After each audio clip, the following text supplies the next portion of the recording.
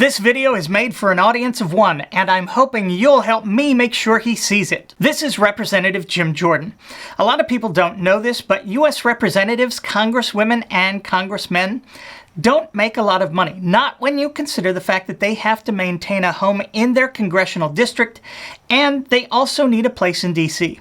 Plus, there's a lot of travel involved, which can get expensive, etc. Apparently, Representative Jordan has dealt with the expense of being a U.S. congressman by living under a rock. You haven't heard the president lie. I've not heard the president has always been square with me. That's for darn sure. What about the American people? The American people elected him president of the United States. Okay, but have you ever heard the president lie? That's what I'm asking you. And I've not. And the American people feel like what the treatment he's received from the top people at the FBI I don't think you can talk about all of the American people, but I'm asking you just yourself. Have you ever heard the president lie?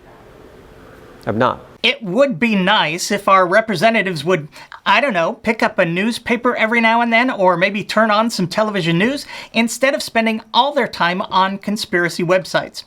But when they don't have the time, I feel it's our obligation to keep them informed.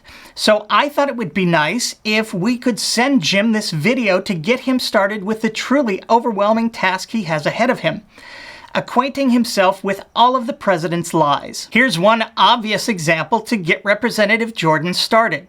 On April 21st of this year, the president tweeted the following: "The New York Times and a third-rate reporter named Maggie Haberman, known as a crooked H flunky who I don't speak to and have nothing to do with, are going out of their way to destroy Michael Cohen and his relationship with me in the hope that he will flip, etc." First off, President Trump knows that Ms. Haberman is a first-rate reporter. Heck, she just won a Pulitzer Prize. Second, the president says that he doesn't speak to Ms. Haberman and doesn't have anything to do with her. So this is Exhibit A. Can you guess who that person is next to President Trump in the Oval Office? Yep, that's Maggie Haberman, who has interviewed the president on the record more than a dozen times since 2015. If you have a minute, send a link of this video to Representative Jordan on Twitter at Jim_Jordan.